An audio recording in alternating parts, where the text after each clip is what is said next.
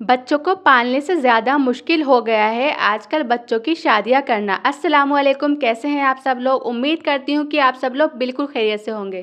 तो आज मेरे भाई को देखने वाले आने वाले थे और मैं उन्हीं की वजह से कर रही थी घर की सफाई। वैसे तो मैंने सुबह में भी सफाई कर ली थी थोड़ी बहुत, लेकिन मैंने ठीक से सफाई नहीं की थी क्योंकि मैंने सोचा कि जब तक ना बेकार हो जाएगा सब कुछ, इसलिए मैं टाइम पर ही सफाई अच्छे से कर लूँगी।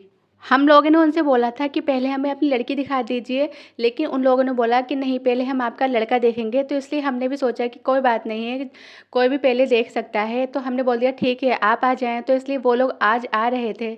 वैसे मुझे लगता है कि बाकी सारे इंटरव्यू से भी ज़्यादा मुश्किल ये वाला इंटरव्यू होता है, क्योंकि इसमें लड़का-लड़की इतने ज़्यादा नर्वस हो जाते हैं, बहुत ज़्यादा। उनके माइंड में पहले से क्वेश्चन चल रहे होते हैं कि सामने वाले आकर हमसे क्या ही सवाल करेंगे, क्या पूछेंगे।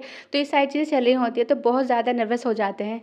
और इससे भी ज़्यादा टफ क्वेश्चन जो माइंड में चल रहा होता है वो ये होता है कि वो जो पार्टनर होगा जिससे शादी होने वाली है वो कैसा होगा। जो लोग आ रहे हैं, अगर तो उन्होंने पसंद कर लिया तो वो लोग कैसे होंगे, और जो पार्टनर होगा, जो पार्टनर बनने वाला है इन फ्यूचर, वो कैसा होगा।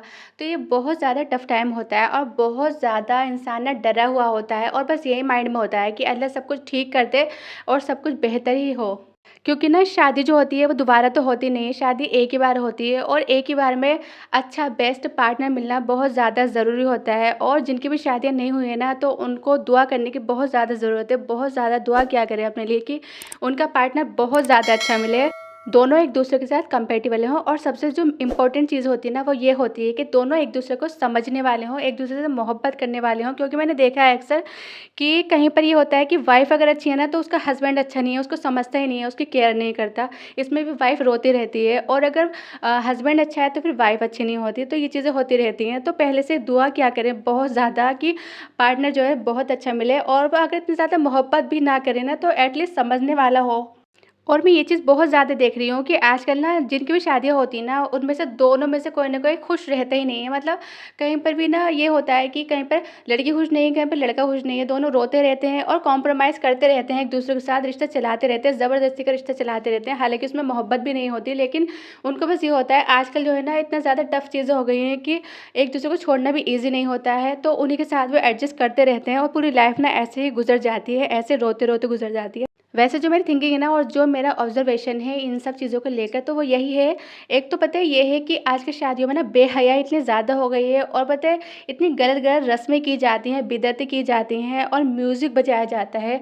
तो देखिए, जिन शादियों में ये सब चीज़ें गलत चीज़ें हो रही हैं, जिसमें अल्लाह ही राज़ी नहीं है, मतलब अल्लाह को नाराज़ करके ये सब चीज़ें कर रहे हो, तो उसमें बरकतें वैसे भी आ ही नहीं सकती है। तो फिर बाद में लोग रोते हैं, और पता है शादी से पहले एक-दूसरे से बातें कर रहे हैं, एक-दूसरे से मिल रहे हैं, सब चीज़ें हो रही हैं, हर चीज़ हो रही है। तो ये चीज़ें बहुत गलत हैं, क्योंकि निकाह जो है ना, बहुत ही खूबसूरत रिश्ता है। तो अगर हम शादी से पहले ही बातें कर रहे हैं या फिर मिल रहे हैं या फिर हम कुछ भी गलत चीज़ें कर रहे हैं ना, तो फिर वो जो रिश्ता है ना, वो गलत हो जाता है। उसमें ना वो बरकत नहीं रहती है और अल्लाह भी नाराज़ होता है। तो आप जब भी शादी करें ना, तो ये ध्यान रखें कि कोई भी ऐसी चीज़ ना करें जिससे अल्लाह नाराज़ हो। और एक चीज़ और है जो बहुत ज़्यादा, मतलब इतनी आम हो गई है, बहुत ही, कि देखिए जिसके घर में भी शादी होती है ना, वो 4-5 दिन का जो भी फंक्शन वगैरह होता है, तो उस 4-5 दिन के अंदर ना, जो भी वहाँ पर लोग होते हैं, जो भी शादी अटेंड करने आए हुए होते हैं दूर से भी, तो उन लोगों की नमाज़ ना स्किप हो जाती है। उनको नमाज़ से कोई लेना-देना ही नहीं होता है। उनको लगता है कि नमाज़ से छुट्टी मिल गई है, और वो नमाज़ों को स्किप करके ना ये सारी बेहयाई की चीज़ें, म्यूज़िक वगैरह, ये सब चीज़ें कर रहे होते हैं। तो ये कितनी गलत चीज़ है। तो आप खुद सोचिए कि जिस बरकत वाले काम में आपने ये सब चीज़ें ऐड कर दी हैं, तो उस काम में सक्सेस कैसे मिलेगा हमें? बाद में फिर रोना ही होगा। और इसी वजह से मुझे लगता है कि शादियाँ जो है ना, अनसक्सेसफुल हो रही हैं, और इसी वजह से लड़का-लड़कियाँ बाद में रोते हैं शादी करने के बाद।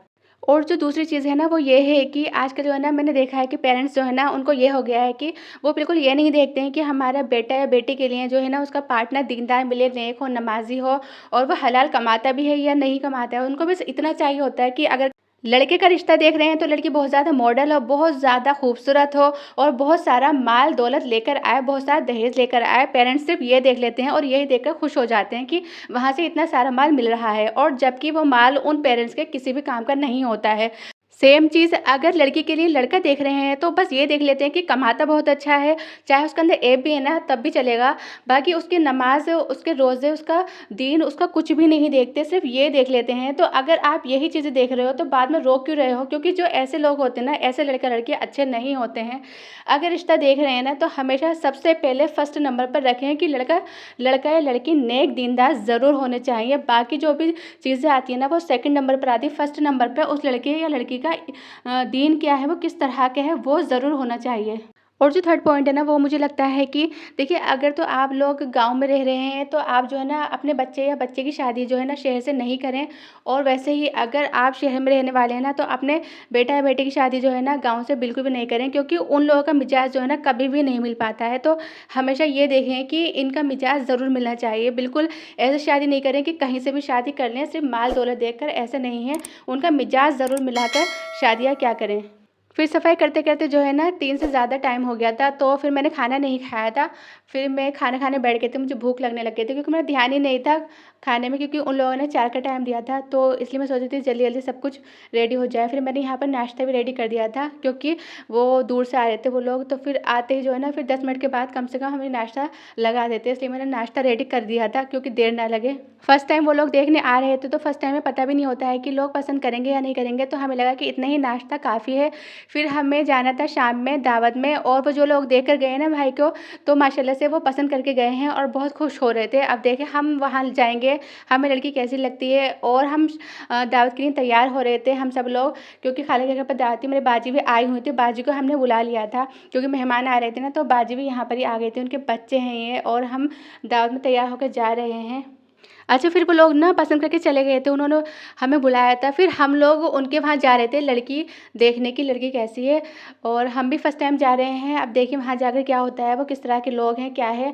बस अल्लाह करे कि अच्छा हो सब, और अल्लाह हर हर लड़के लड़की का नसीब ना बहुत अच्छा करे, क्योंकि ये ना बहुत ही लाइफ का बहुत मुश्किल डिसीज़न होता है कि कैसे इंसान से शादी की जाए, है ना। तो अल्लाह सबके साथ बहुत अच्छा करे। बाकी जो है ना कार में बहुत ही मज़ा आया, हमने बहुत एंजॉय किया। बच्चे जो है ना बहुत मस्ती कर रहे थे बैठे हुए, हम बहुत बातें कर रहे थे हम लोग। और ये जो है ना मेरी दोनों सिस्टर हैं, जो मेरी बड़ी सिस्टर हैं, ये मैं हूँ, और हम लोग वहाँ जा ही रहे हैं बस।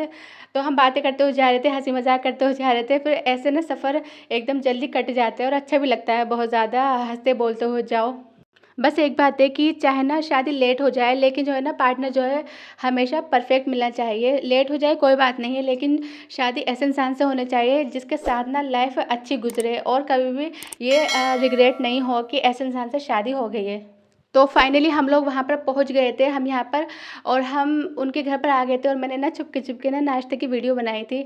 बाद में ये लोग ना चिकन रोल लेकर आए थे, वो मैं वीडियो नहीं बना पाई, क्योंकि मुझे ना थोड़ा अजीब लग रहा था कि ये देख लेते ना तो फिर अच्छा नहीं लगता।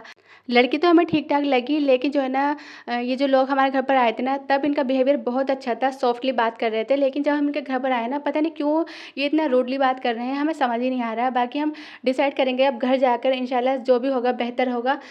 तो अगर आपको मेरी वीडियो पसंद आई हो तो प्लीज़ मेरे चैनल को सब्सक्राइब कर दीजिए। और अब हम मिलते हैं नेक्स्ट वीडियो के साथ, तब तक के लिए अल्लाह हाफिज़।